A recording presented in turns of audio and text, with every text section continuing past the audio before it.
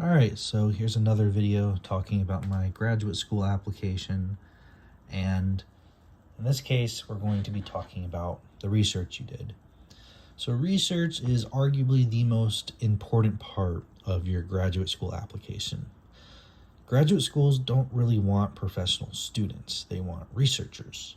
Now, obviously they want to know that you understand physics and that you did well in your courses, but they really want to know that you enjoy doing research and that you will stick through it for years and years that you're in graduate school.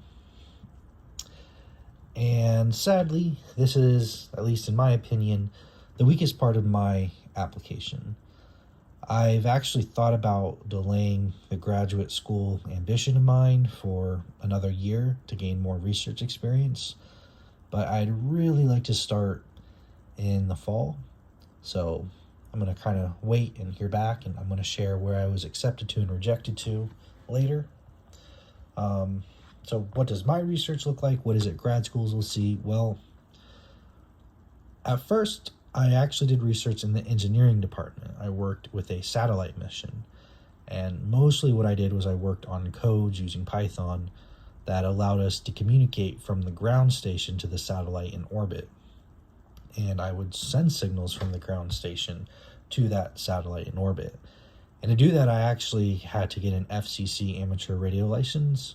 So I had to take this test and pass it. That's something I kind of put on my CV that maybe will help me with graduate school.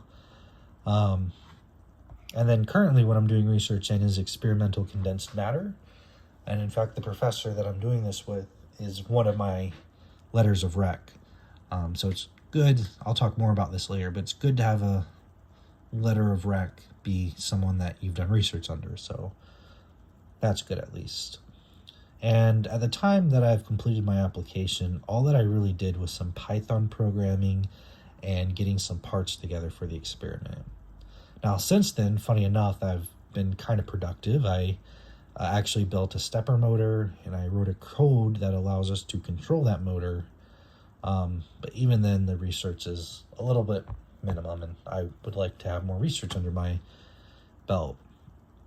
Now, I did use my personal statement to discuss why I felt I had so little experience. Most of this comes from the fact that COVID hit right as I was transferring from my university. So, if you've seen my previous video, I started at a community college and I transferred to the university. So not a whole lot of research at the community college, transfer to the university, COVID hits. My first year, everything's essentially shut down. So it leaves very few options when it comes to research. It made it quite difficult.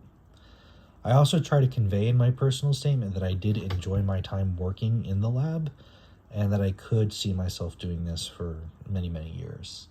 So hopefully they'll take that into consideration. But like I said, I think this is probably the weakest part of my application. I never got anything published or went to any sort of conference, never did a poster. So unfortunately, that's definitely the weakest part of my application. And hopefully I was able to convince graduate schools with my personal statement, and maybe my letter of rec was able to assure them a little bit that this is something that I could do. So like I said, we'll kind of see what graduate schools think, and I'll share this as I learn more. But that's my part of the application. So if you guys wouldn't mind leaving a like on the video, I'd greatly appreciate it. And if you wouldn't mind subscribing to the channel, it'll help me a lot. Thank you.